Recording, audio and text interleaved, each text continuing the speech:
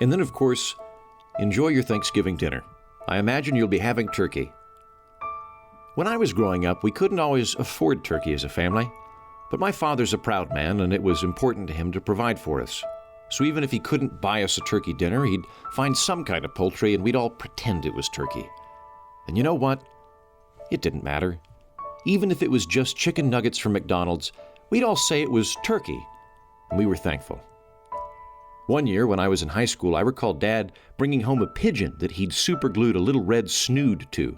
That's what the dangly bit on a turkey is called, the snood. You can look that up. And we all went, "Yep, that's a snood all right. Thanks for the turkey, Dad," because we didn't want to hurt his feelings.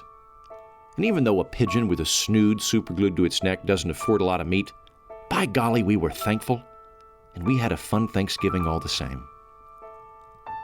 The following year, Dad did very well, and he came to Thanksgiving dinner with an ostrich. And yes, he'd superglued a snood to it. It was a pretty surreal Thanksgiving. For one thing, none of us were really sure why Dad had used his extra income to purchase such a large bird instead of, multiple turkeys, or one turkey and then something else entirely with a surplus. Or why, having done that, he still insisted on pretending it was a turkey. I mean, it was a 6-foot-tall turkey he had to bring to our house in a horse trailer. Also, I don't know if you've ever seen a grown man try to kill an ostrich with an axe, but that's how we kicked off Thanksgiving. Dad chasing a giant bird around our yard, waving an axe back and forth and screaming, "Turkey! Turkey!" But we were thankful for the abundance of ostrich meat, and we were thankful for each other.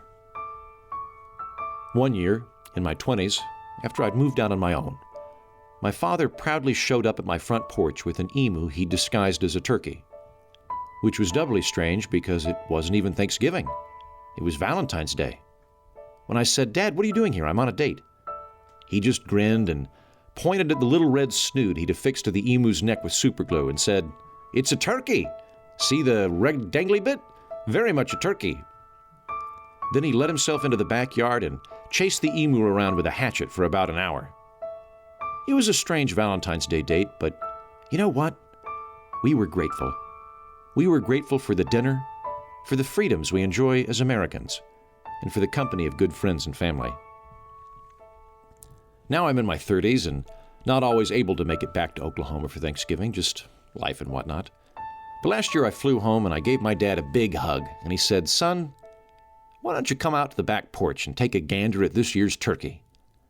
When we went outside, standing there on the porch, my father had very clearly superglued a snood to the neck of an honest-to-God velociraptor. And I said, "Dad, is that a dinosaur? How did you get a dinosaur?" But he just laughed and pointed at the red dangly thing he glued onto it and said, "Looks like a turkey to me."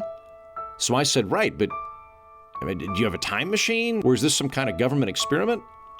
Dad just chuckled knowingly and said, "Happy Thanksgiving, son. What a fine turkey." That velociraptor nearly killed my father, but after an hour of fighting in our backyard with an axe, he finally cut its head off and we cooked it and ate it. And you know what? It didn't matter that it wasn't a real turkey. We were thankful. Thankful for the love of friends and family, thankful for good health and clement weather. And it turns out, velociraptors are high in omega-3 fatty acid, which is good for your heart. This year, I volunteered to get the turkey for Thanksgiving. And I've learned a thing or two about the holiday from my father. I realize now that Thanksgiving isn't about the pie or the day off from work. It's about appreciating what we have. It's about appreciating the small but deeply meaningful things in life and the relationships which compose it, the memories we make with each other. And that's why when I roll into Alva, I don't think it'll be a big deal whether or not I show up with an actual turkey or not, or that I swung by Jim Henson Studios on my way there and captured Big Bird. What will matter is that I took the time to superglue a red dangly bit called a snood to that giant yellow bird's neck, and I'm willing to share it with my family. So happy Thanksgiving to you and yours, and may whatever you eat be turkey.